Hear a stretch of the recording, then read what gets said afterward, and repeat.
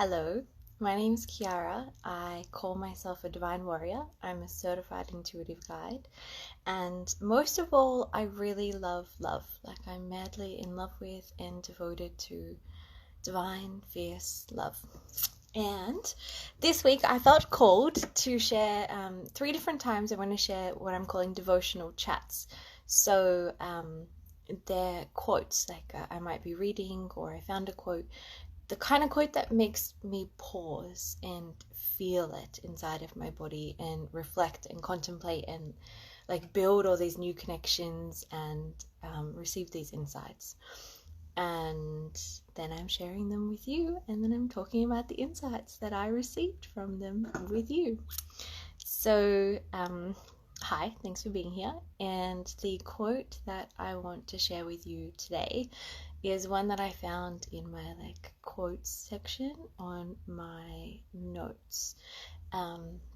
It's by Mark Nepo, and I'll read the quote to you. When we hesitate in being direct, we unknowingly slip something on, some added layer of protection that keeps us from feeling the world. And often that covering is the beginning of a loneliness which, if not put down, diminishes our chances of joy. So I feel like there's two two parts to this. So when we hesitate in being direct, we unknowingly slip something on, some added layer of protection that keeps us from feeling the world. So where do I start with this? This resonated throughout my entire body. I feel like there's this in my lower dantian, is where I feel it, this center of me. It's like the home for my spirit, and my spirit could feel one thing or want me to say one thing or want me to do something in that moment. And if I don't listen, if I instead please somebody else instead of pleasing myself, it's like there's this holy fire in that center, and I put a little dust or dirt on top of it, and I disconnect from my true self. And my mentor, Jennifer Miller, she used to talk about it like, she taught it to me like, it's like you leave a little piece of yourself behind every time you do that. Every time there's this truth bubbling up inside of your womb or your lower dantian, and you put on this false facade outside, you leave a little piece of your spirit behind.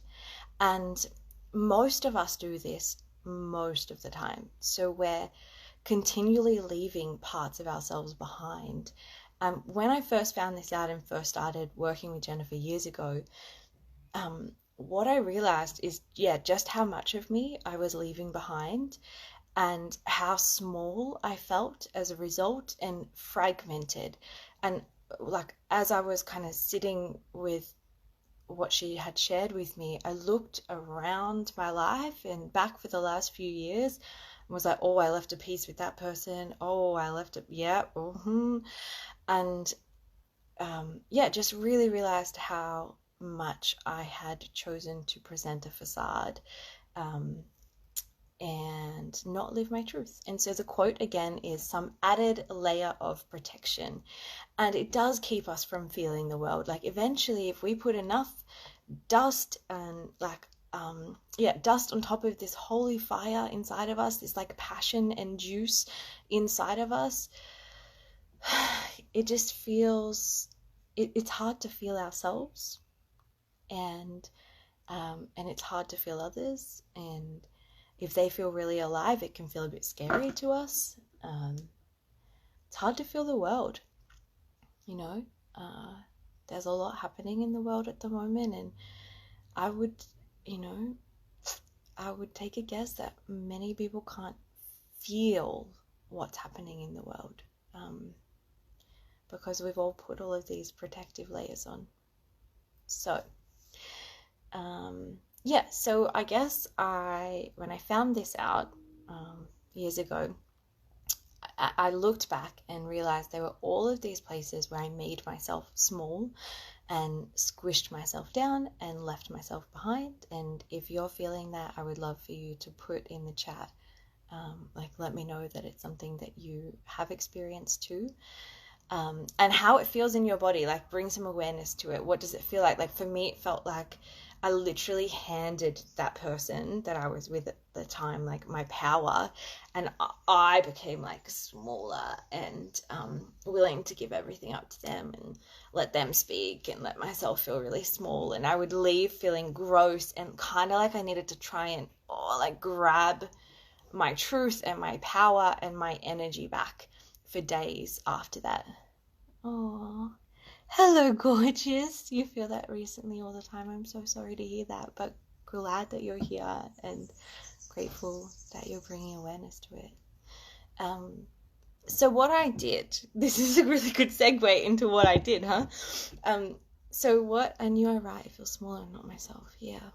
And yourself is so passionate and alive and juicy that I really want to see yourself in the world. So what I did is I learned to close the gap. And what I mean by that is this gap between myself and my spirit and my truth, and the version of me that I was sharing with the world. So I attempted and put my focus on my center first and foremost. So if I was in a conversation with someone, my conditioned tendency would be to really focus on what they were feeling, what they wanted me to say back, how were they experiencing the conversation.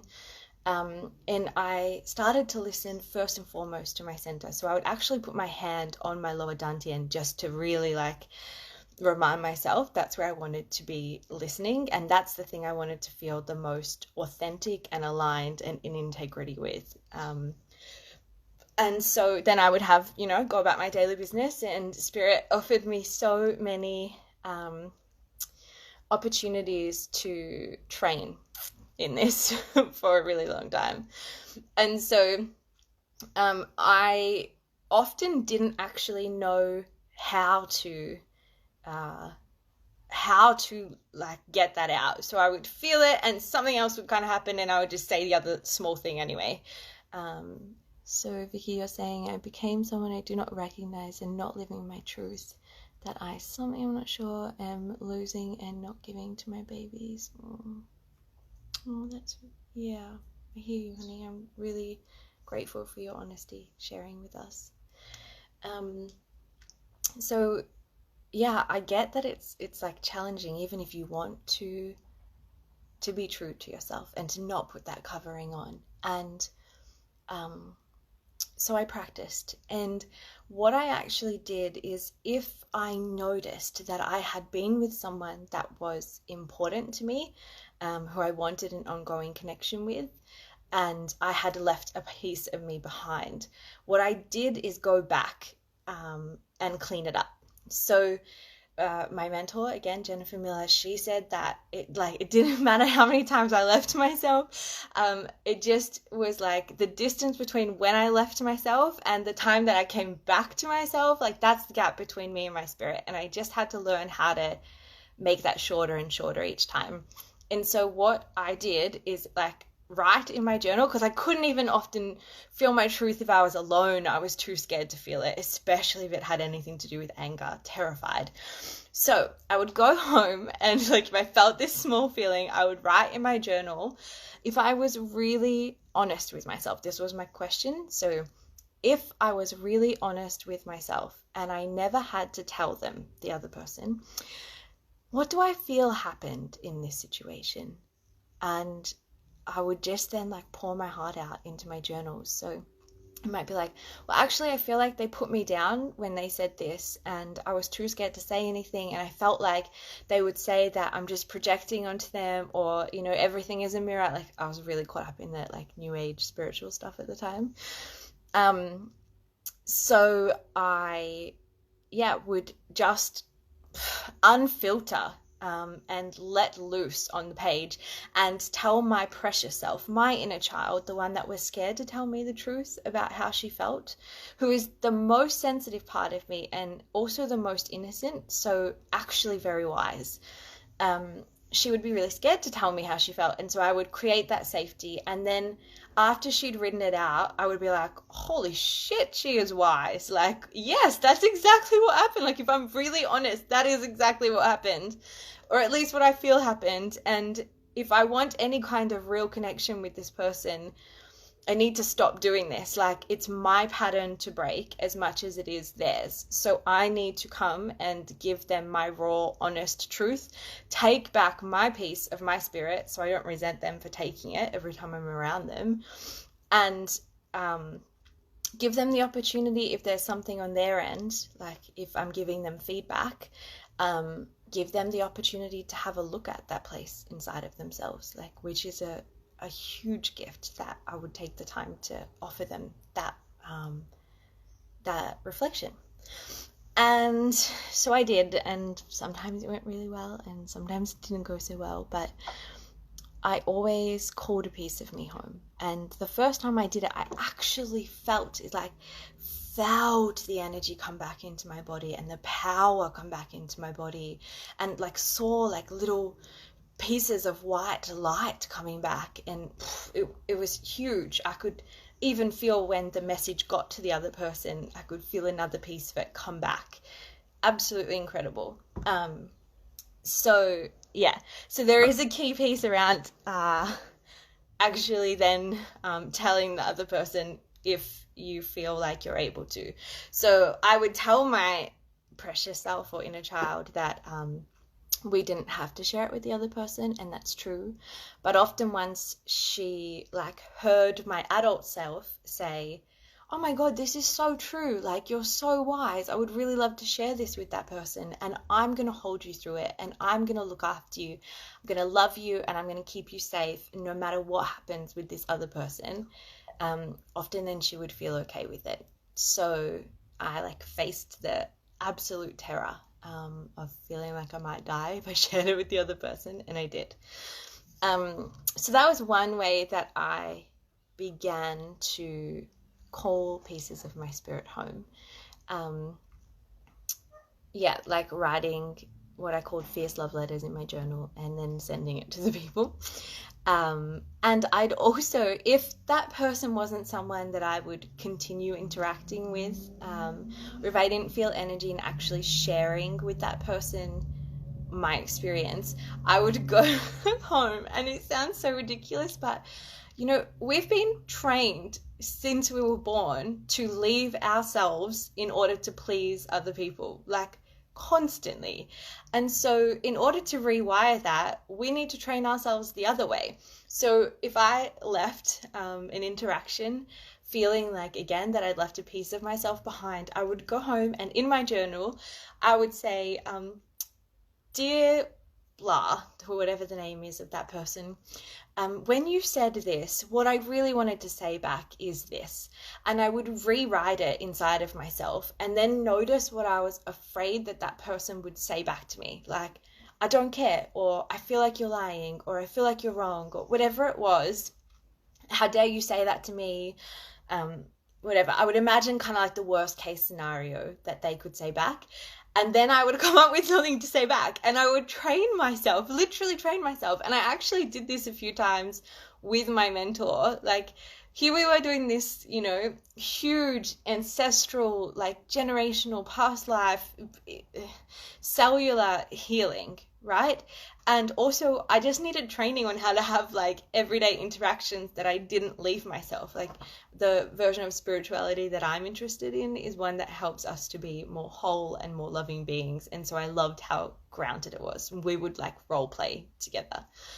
So I'd have those conversations in my journal, and I would build inside of myself the structure of someone who knew how to have those conversations, because I didn't know how to be honest in the same way before I started to do that work. But doing that meant that I could like build the cellular structure of someone who knew how to speak her truth. And then even if they made me wrong for speaking it, or like it was really scary at the time, or whatever it is, that I could back my truth up at the same time. So yeah, lots of practicing, but so worth it. And eventually it got a lot better. Like now I can have those same conversations that I would have had to talk to like two friends or a mentor, and like rewrite in my journal before I could go back and kind of take the pieces of me back that I'd left behind. I can be in the moment now, listening to my center and sharing it. I don't need the same work because I built the structure. And yeah, and I'd still screw up sometimes, and then when I realized, I would just go back and clean it up, and be really forgiving to myself for that. So I'm curious how it feels to hear me share these like practical tools. Does it seem like a lot of work? It was, but again, so worth it. Does it seem helpful? Do you have any questions about how to do it? I would love to hear. Let me look what else I had written down that might be helpful.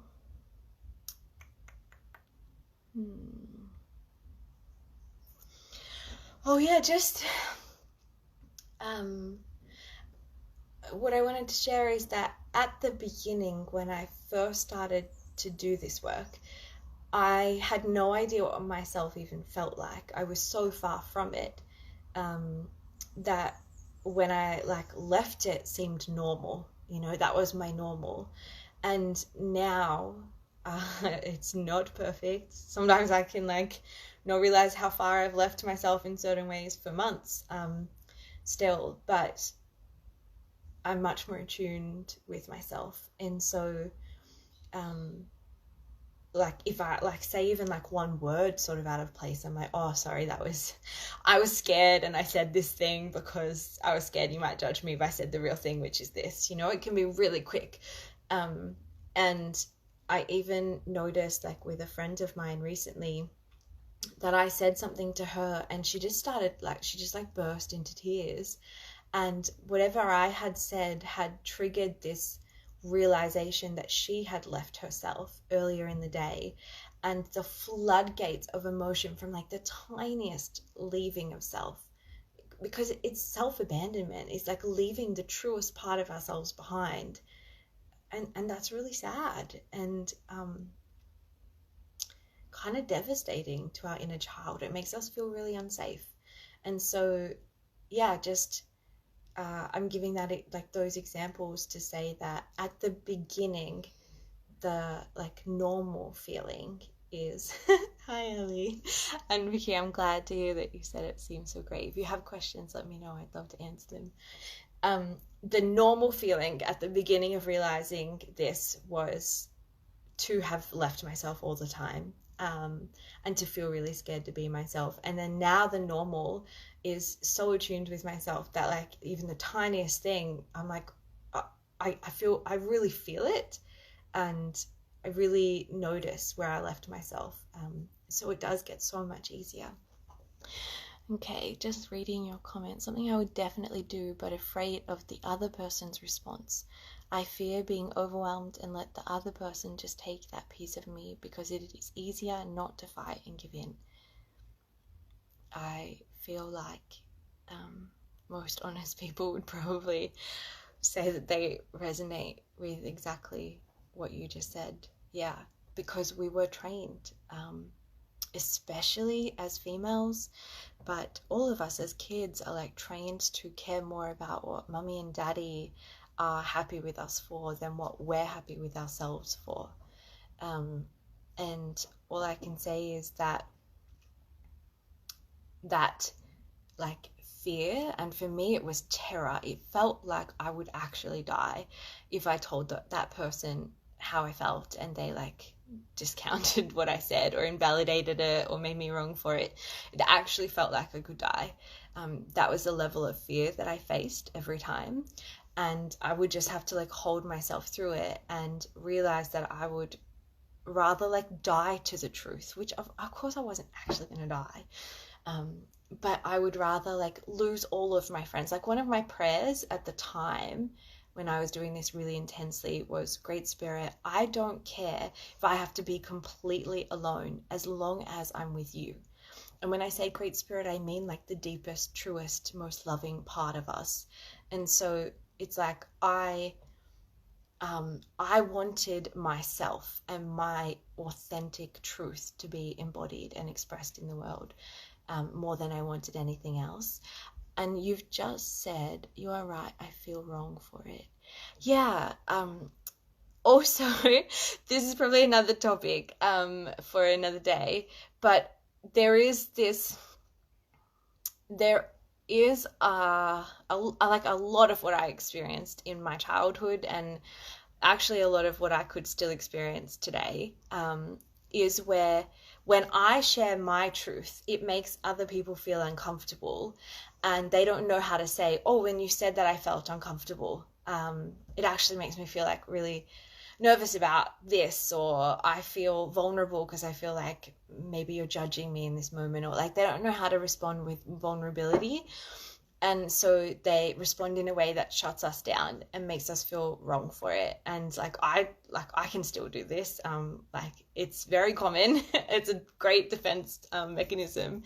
But yeah, it can be scary to speak our truth because we're scared the other person will leave, or abandon us in some way. But it can also be scary to speak our truth because we feel like we might actually like be wrong and hurt the other person or be bad for doing it. And I guess sometimes, probably the truth that I shared wasn't the most loving in the moment, but I was like messily learning how to. And and I had to face that fear of getting it wrong and trusting that they would tell me in some way if I was like getting it wrong, like, oh, when you said that, it hurt. And then I had to sit with, did it just hurt and that's okay? Because I was still honest and I was loving, or did it hurt and I need to learn something about my delivery or where I'm speaking from? Am I trying to control them? So there is so much in it. Like this is the work that I have been like dancing in for years.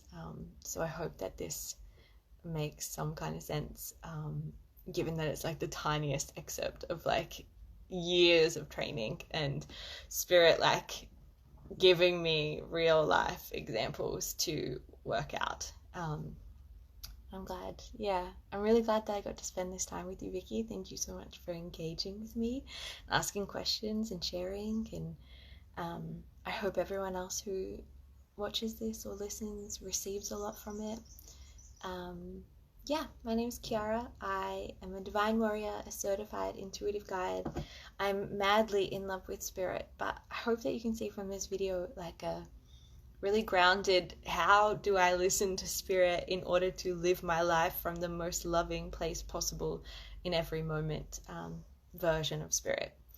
So yeah, I'd love to receive any questions you have or hear any comments about your experience of the video. And I will see you in a couple of days with my third devotional chat. So much love.